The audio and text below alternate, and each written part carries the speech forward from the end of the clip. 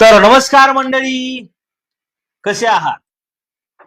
I hope तुम्ही खूप सुखी आणि समाधानी असाल.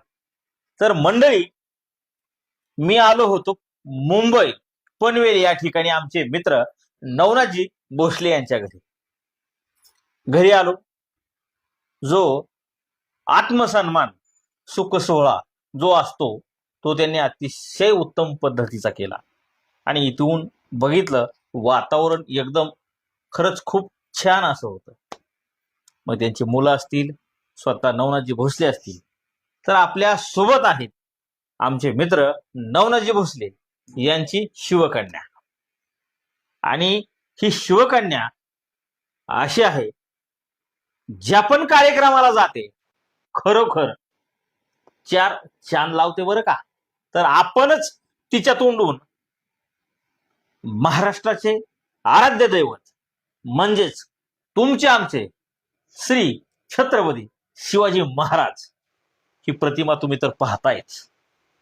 राजेंविषयी दोन शब्द शिवकन्याच्या तोंडून. तर बाळा, पहिल्यांदा तुझं नाव सांग आणि जे पण राजेंविषयी काय काय येतंय ते आमच्या प्रेक्षकांना ऐका. माझे नाव पायल भोसले.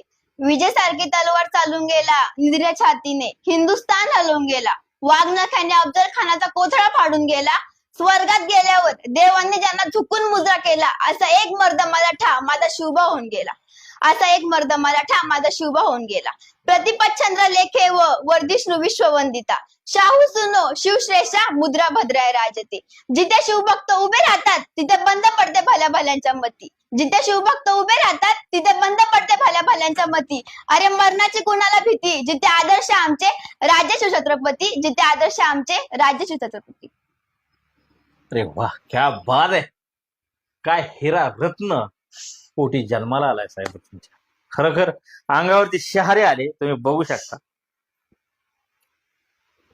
जे कथन आणि जे राजे यांच्या विषयी जे काय दोन शब्द तिनं कथन केलेत, ऐकून मन भारावून गेलो.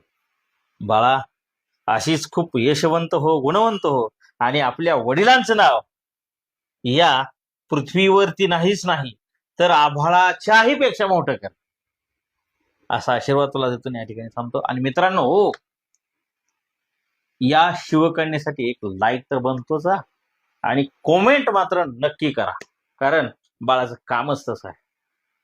धन्यवाद. जय शिवराय. जय शिवराय.